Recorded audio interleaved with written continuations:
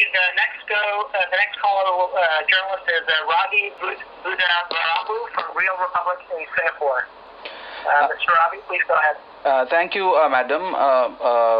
Thank you, sir. My question has to do with the Indo-Pacific strategy, which is now a little more than a year old.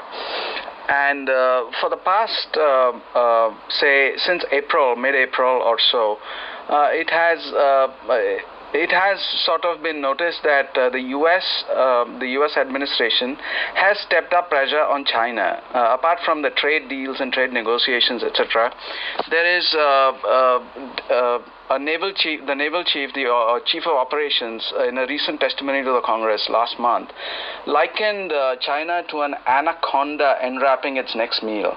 And recently, a few days ago, the FBI director, in a speech to the foreign policy, the CFR, he pointed to China as the greatest threat that the U.S. faces. And right now, since the Iran oil embargo, I'm curious to know, number one, how is China coping with, because it's the largest importer, clearly, and it has bound to be affected by the oil embargo on Iranian oil.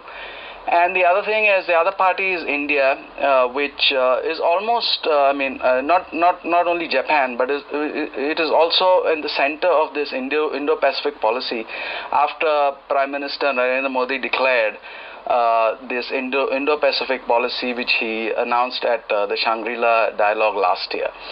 So how, things are ripe for quite a perfect storm in this place. So how is China responding to all these pressures? And I'd like to also remind you that Secretary Pompeo, on a recent visit to Latin America, also criticized Chinese involvement in Latin America, especially with the Venezuelan crisis going on right now. Thank you, sir.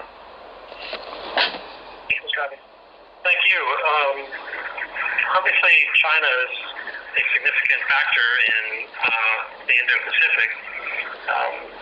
But your question goes right to the essence of the China-America relationship. So why don't I begin there?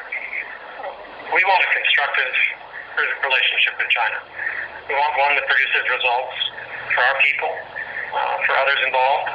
We want to see cooperation with China when we can, where our interests overlap, and we think they do. And, for example, in enforcement of UN Security Council resolutions on North Korea, for bringing to an end the flow of opioids into our country and elsewhere.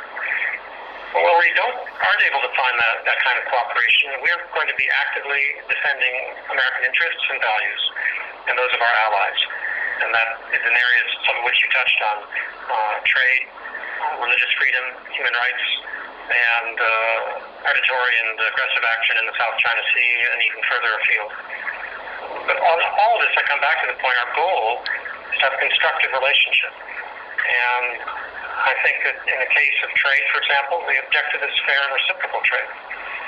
In the case of the Belt and Road Initiative, we just want to make sure that countries are aware of the strategic risks there and that they can see for themselves whether these initiatives are all that they are said to be, or in fact whether there are not debt traps and other ways in which these countries will be caught into relationships that they had not intended when they started out.